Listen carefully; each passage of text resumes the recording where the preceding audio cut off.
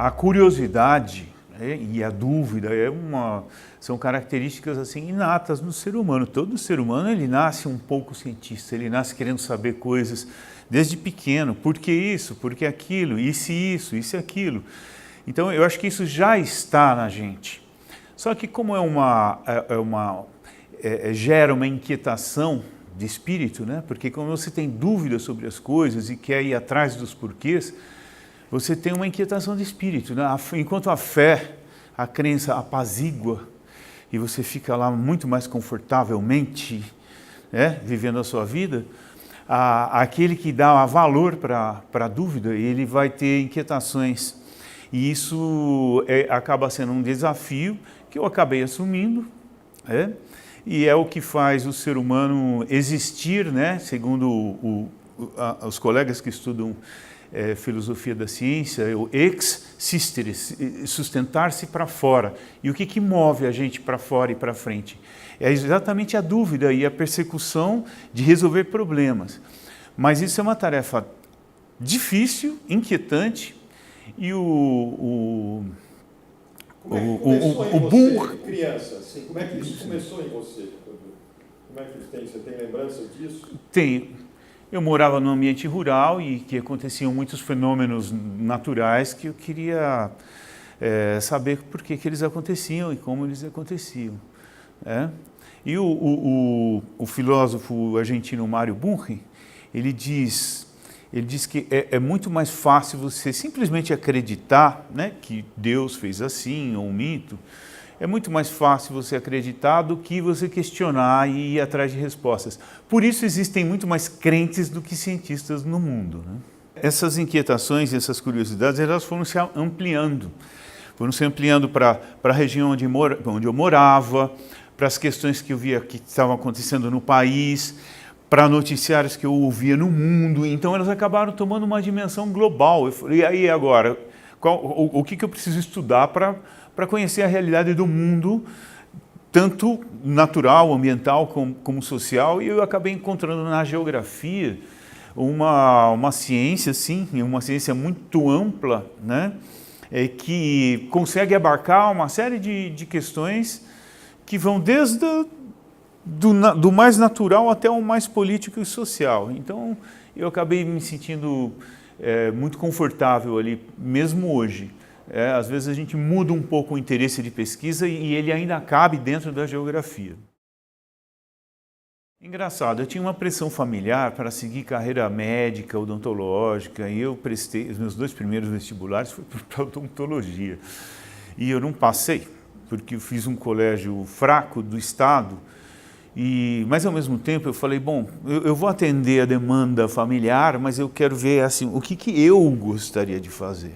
E fazendo essa autoanálise, eu falei, o que eu gosto é geografia. Então, o resultado melhor possível foi eu não ter passado nas áreas médicas e ter passado em geografia. Então, foi meio por uma travessura minha que eu acabei entrando na geografia, com uma certa resistência, né? Porque as pessoas perguntavam, nossa, o que você vai fazer com geografia, né? Como é que você vai viver com geografia? Eu já vivo muito bem com geografia. Fiz a graduação, a licenciatura, o mestrado, o doutorado. Depois eu fiz um pós-doc na Síria, depois eu fiz um pós-doc em Cambridge, depois eu fiz livre docência e esse ano eu fiz o concurso para titularidade, que é o último, né? Então até que foi rápido. Assim, apesar dos intervalos, né, e das crises que a gente tem no meio do percurso, que são comuns, eu acho até que eu tive um percurso assim, consideravelmente assim, coerente desde o começo ao fim, apesar dos intervalos, e cheguei a ser professor titular até com uma idade pouco avançada em relação ao comum em que isso acontece aqui, né? Por amor mesmo, por gosto, sabe? Dentro da geografia, eu trabalho na área de geografia dos recursos naturais. E talvez tenha sido por isso que a coordenação do RCGA me chamou, porque boa parte dos recursos naturais eles são voltados para a produção de energia. Esse é um centro de pesquisa voltado para a energia, né? Então, esse é o meu domínio de pesquisa atual, e que envolve água, que envolve petróleo, que envolve energia, em geral, energias renováveis, inesgotáveis, etc. É uma área muito ampla também, né? Então, você pode mudar, né? Terminar uma pesquisa em relação a recursos hídricos e começar outra com gás, por exemplo. Está dentro da sua própria área. Atualmente, eu tenho trabalhado com a seguinte questão. Eu tenho lutado contra a ideia de crise hídrica, principalmente aqui em São Paulo, né? Quando se fala em crise hídrica, ela não existe. Eu não consigo conceber uma região tão úmida, com tantos corpos hídricos e represas e rios, você fala em crise hídrica, né? Então, se faltar água na sua torneira, o que a mídia em geral e os gestores vão dizer? Choveu pouco? Não.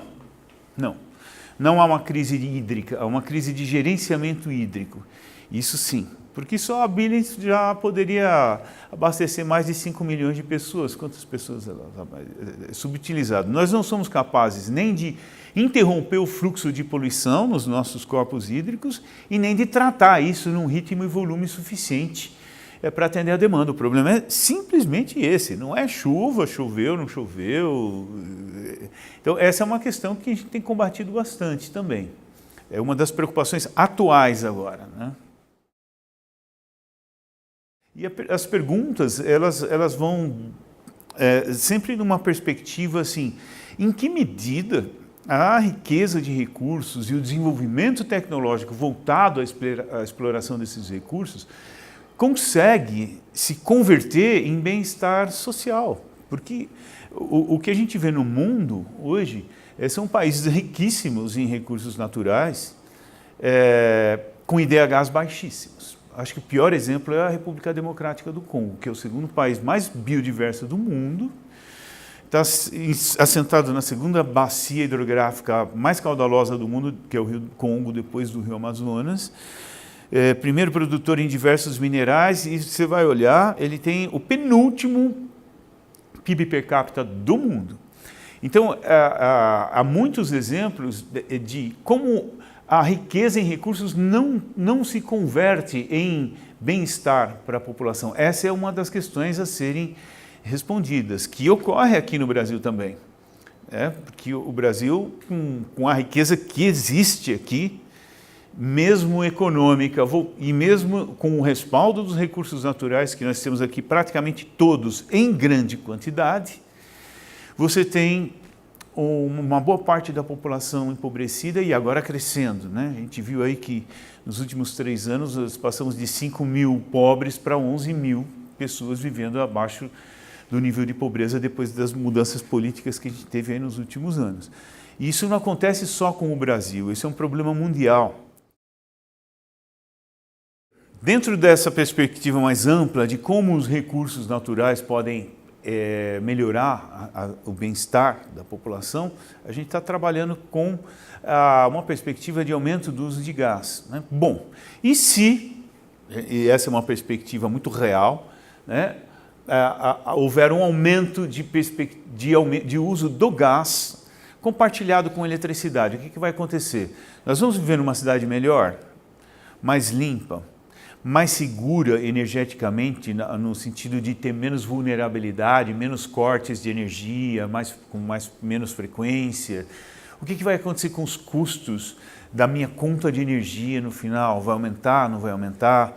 Bom, então a gente tem algumas variáveis com as quais nós estamos embasando o projeto 28 aqui e estabelecendo cenários em que o gás e a eletricidade serão usados de forma mais equitativa. O que vai acontecer dentro de uma perspectiva social mesmo, de bem-estar e não econômica. Não assim se tal empresa vai gerar mais lucro, se a economia vai crescer ou não, porque esse de fato não é o foco.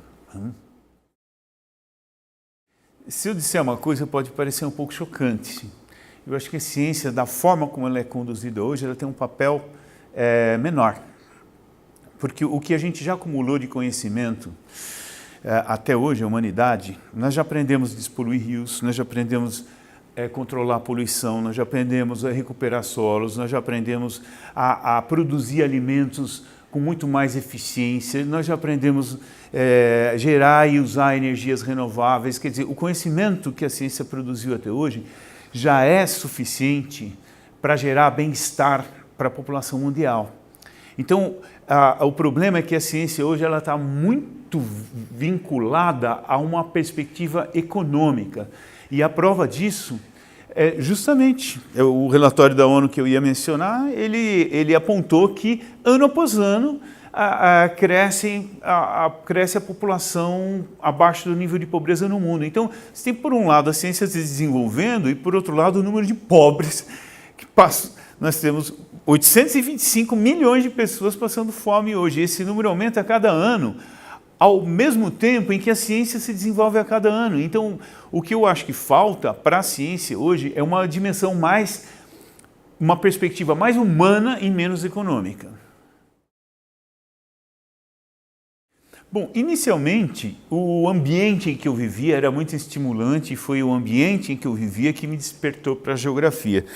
Depois, ao ingressar na vida acadêmica, houve alguns professores e algumas ideias que eu carrego até hoje, que é a análise sistêmica, que vem lá do Bertalanffy, Teoria Geral de Sistêmicas. Então, a geografia ela funciona muito assim. É uma análise integrada dinâmica, que a gente chama de sistêmica. Então, você vai analisar um problema, você incorpora aspectos sociais, ambientais, tanto geológicos, você incorpora culturais, o maior número de variáveis possíveis para analisá-los de forma integrada e dinâmica e representada no espaço. Então é isso que passou a orientar a minha vida enquanto cientista. Foi a análise sistêmica, que foi passada por 2 ou 3 professores durante a minha formação na graduação, que eu posso mencionar o nome aqui, se for o caso. Carlos Augusto Figueiredo Monteiro e Jurandir Luciano Sanches Roça. Esses foram os que me exerceram. Você é orientador? Não, curiosamente não. Quando eu entrei no mestrado e no doutorado, eu já tinha incorporado isso da graduação. Primeira coisa, aprenda inglês e leia literatura boa. Você tem sites de busca aí como Science Direct, Web of Science. Leia, vá direto no que há de melhor. Então, o inglês é a língua internacional. Se você quer ser mesmo um cientista, você vai ter que ler e escrever em inglês. Então, essa é a primeira coisa. Tá? A segunda coisa é dispa-se de preconceitos, porque existem alguns corporativismos dentro da academia. Não, essa forma de explicar a realidade não é certa, não, só tem essa. Então, acabam se criando dogmas e que esses dogmas acabam atrapalhando a tua vida, ou seja, você tem que ter uma mente aberta para ideias novas, para ideias diferentes das suas, porque é assim que a ciência cresce. Ela cresce questionando e se auto-questionando. Então, se você se reunir num grupinho ali, que pensa a mesma coisa o tempo inteiro, e gerar um preconceito com outros grupos que pensam diferentes, você não vai sair do lugar. Então, abra-se, dispa-se de preconceitos e aprenda inglês.